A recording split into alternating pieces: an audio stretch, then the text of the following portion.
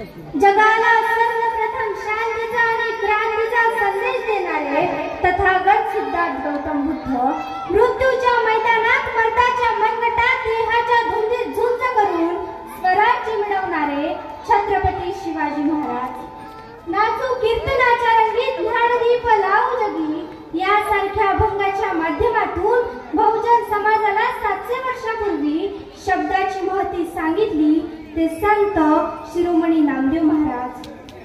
आम्हा घरी धन शब्दांचीच रत्ने, शब्दांचीच शस्त्रे यत्न करू, शब्दांचीच आमुच्या जीवाचे जीवन, शब्दांचीच वाटू धन जनलोका. तुका म्हणे पहा शब्दची हा देव, शब्दांचीच गौरवे पूजा करू. यासारख्या अभंगाच्या माध्यमातून बहुजन समाजाला 400 वर्षापूर्वी शब्दाची महती सांगितली ते संत जगद्गुरु तुकोबाराया.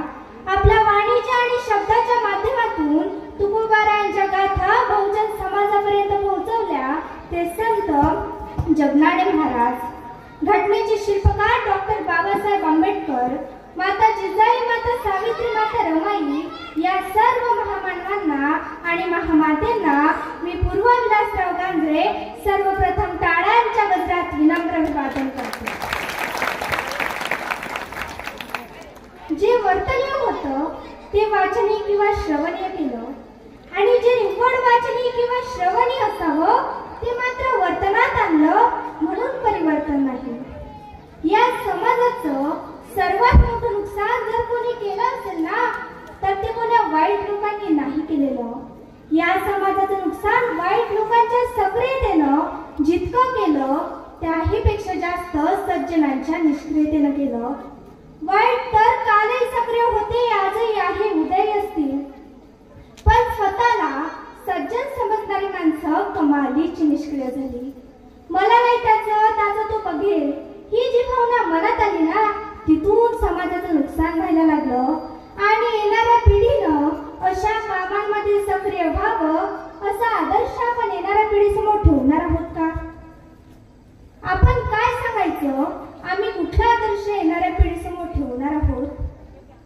काश्मीरच्या स्वातंत्र्य लढ्यात आम्ही व्हॉट्सअपवर सैनिक होतो.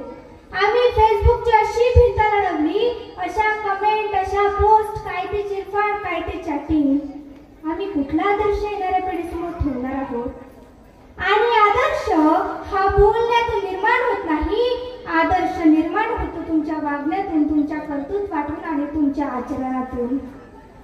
घरात पाठी नेऊन ठेवायची, व्यसन करू नये आणि घरी गेल्यावर पोरालाच सांगायचं जा जरा बारवर, एकट्या तूही बारून ये आणि एक माझ्यासाठी घेऊन ये.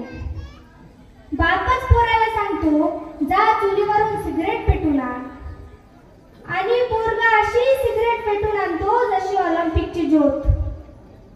माझा बाप जादूगार आहे, माझा बाप कानातून धूर काढतो, नाकातून धूर काढतो, सगळ्या गावात सांगतो माझा बाप जादूगार आहे. हे शिकवले का ज्ञानोबा तुकोबा चोखोबांनी आम्हाला? शेतकऱ्यांना पहिली कर्जमाफी माझ्या थोर संत तुकोबारायांनी दिली, पण त्या कर्जमाफीची कोणती टीव्हीवर ऍडव्हर्टाइज नाही, कोणत्या बॅनर पोस्टरसाठी खर्च केला नाही. आज शेतकरी शेतकऱ्याच्याच भरोशावर देत चालतो, त्याचाच माल त्यालाच नेते सांगतात आम्ही दिली कर्जमाफी, आम्ही मिळून दिली मदत. त्यांचे लाखो रुपयांचे फ्लॅक्स, लाखो रुपयांचे ऍडव्हर्टाइज कुठे नेऊन ठेवलाय देश, कुठे नेऊन ठेवला आमचा महाराष्ट्र? आमच्या नेत्यातच ठोक्यांच्या भाषा सुरू झाल्या. शेतकरी शेतमजुरांचे रक्त पिला जात आहे म्हणून आज आम्हाला संतांच्या गीतेची, गाथेची, आपल्या धर्मग्रंथांची गरज भासत आहे. तुकाराम महाराज म्हणाले होते, पुत्र भावायचा गुंडा ज्याचा तिन्ही लोके झेंडा. परंतु आजची मग पाहतो आहे आपण, आहे तरुण तर घे मजा करून, जाशील मरून तर टाकतील पुरून.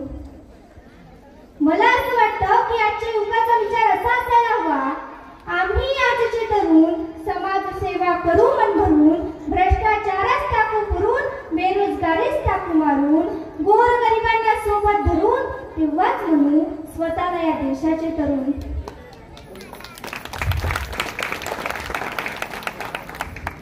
या मातीत जन्माला आलेल्या ज्ञानोबा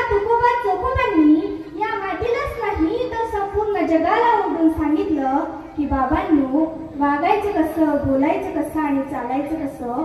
पण आज याच मातीत जन्माला आलेल्या माणसाला आपल्याला सांगावं लागतं, या मातीसाठी गोळ्या चिडू नको, या मातीसाठी फासावर जाऊ नको, किंवा माती घाण करू नको, हे सांगायची वेळ आली आहे.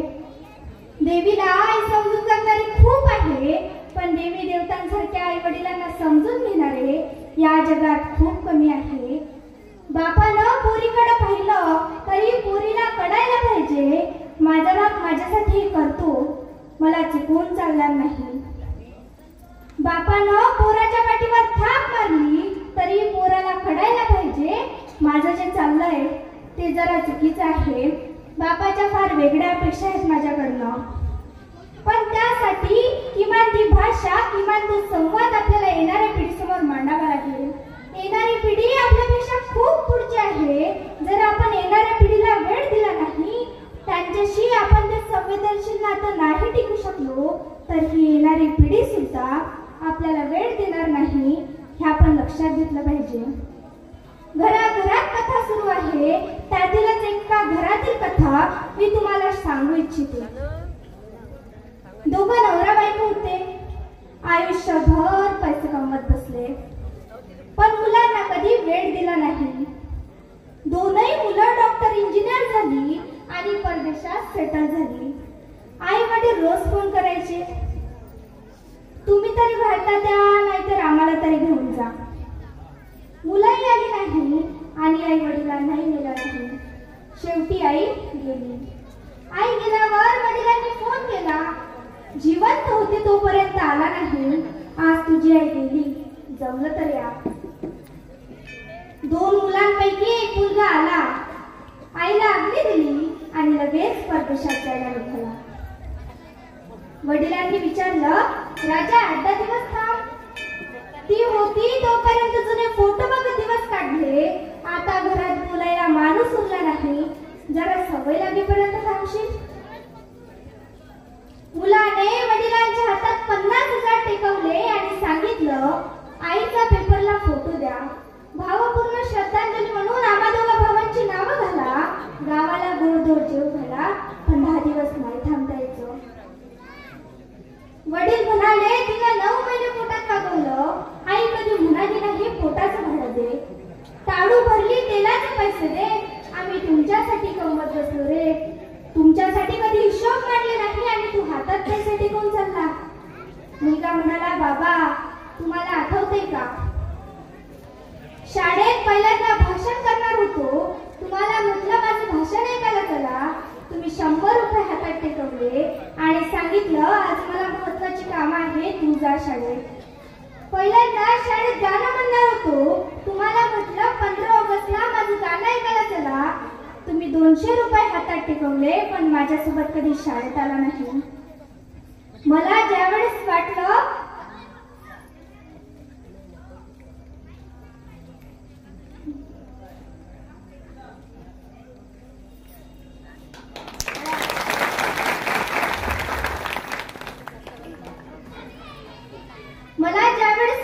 तुमच्या हातात हात घेऊन फिरावं, त्यावेळेस तुमचा हात मिळाला नाही. आज आमच्याकडे भरपूर पैसे आहेत, पण 10 दिवस एवढा वेळ नाही.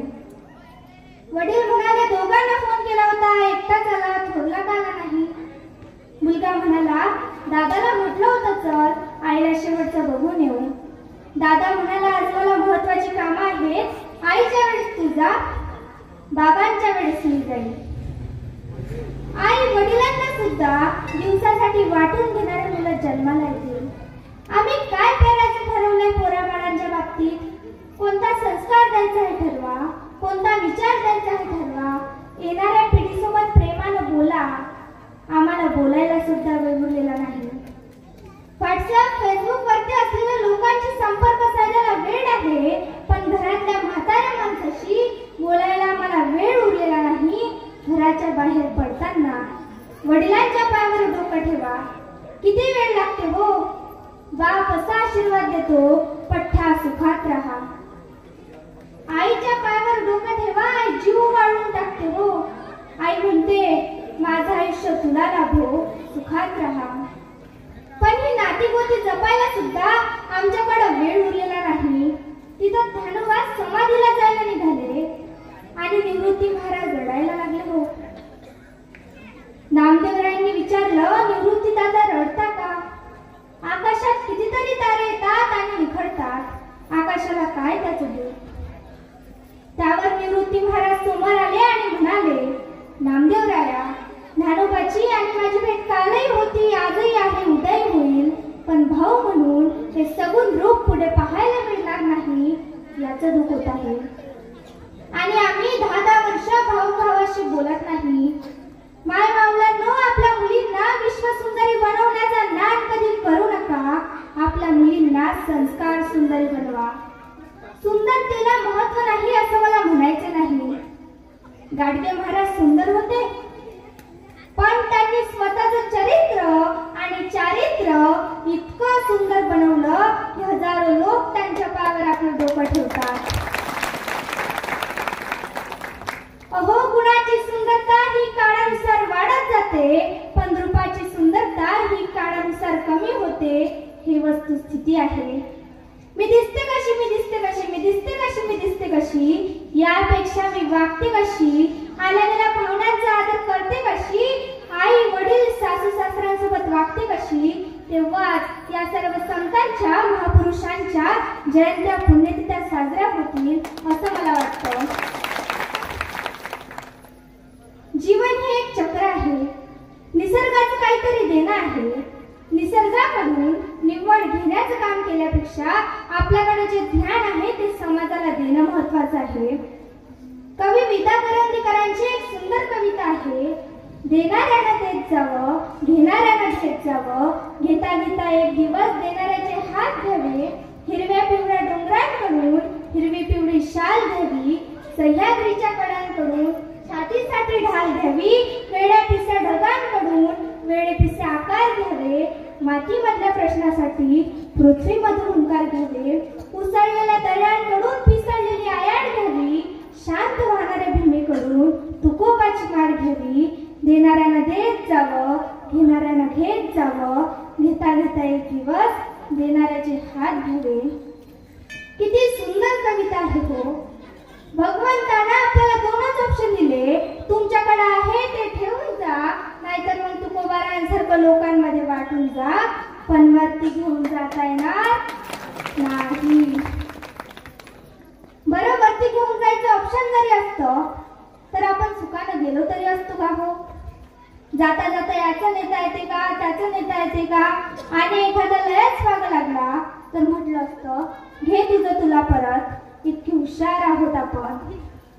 म्हणून भगवंताने आपल्याला दोनच ऑप्शन दिले, तुमच्याकडे आहे ते ठेवून जा, नाहीतर मग तुकोबारांसारखं लोकांमध्ये वाटून जा, पण वरती घेऊन जाता येणार नाही. माझा दावा आहे, तुम्ही एक दाणा पेरा, हजारो दाणे उगवतील. तुम्ही तुमचं जितक्या समाजाला द्याल त्याच्या लाखो पटीनं हा निसर्ग तुमचं तुम्हाला परत करत असतो. तो तुमचा 1 रुपयाचं सुद्धा उसना ठेवत नाही, फक्त ती देण्याची दानत आपल्यामध्ये असली पाहिजे. आता मराठीत भरपूर झालं, आता रामायणातील प्रसंग संस्कार हिंदीत सांगितलं तर चालेल का? बोला ना. तर मग रामायणातील प्रसंग काही संस्कार हिंदीत सांगतील. किसी एक महल में एक मंत्रा निकल जाए तो कितना दुख पैदा होता है, और किसी एक घर में राम पैदा हो जाए तो कितना सुख पैदा होता है. दशरथ ने राम से तब कहा कि बेटे, तेरी ये छोटी माँ मुझसे गलत काम करा रही है. तू सेनापति है बेटे, सारी सेनाओं का कंट्रोल तेरे हाथ में है, तू मुझे जेल में डाल दे, तो मेरा वचन भंग भी नहीं होगा और तेरा राज्याभिषेक भी हो जाएगा. लक्ष्मण कहते हैं राम से कि एक तीर ये धनुष कंधे पर लटकाए लिए घूमते हो, घर में अत्याचार हो रहा है, अनाचार हो रहा है, तो तीर उठाते क्यों नहीं? मैंने किसकी पूजा की, कैसे नायक हो? तो राम ने बड़ी अद्भुत बात कही. राम ने कहा, किस पर तीर चलाने के लिए कह रहा है?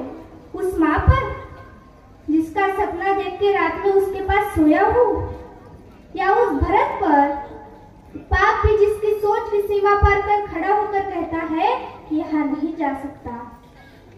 मुझे माफ करेंगी हमारी माता बहनें? टीवी पर शाम को क्या देखती है? एक घर है, घर में 3 बहुएं हैं, दिन रात षड्यंत्र चल रहा है। बड़ी वाली ने छोटी वाली का ऐसा किया, छोटी वाली ने बड़ी वाली का ऐसा किया। ये क्या सोच रही है कि आपकी कहानी चल रही है? अरे कहानी तो रामायण की चली थी, जिसके लिए कर्फ्यू लग जाते थे।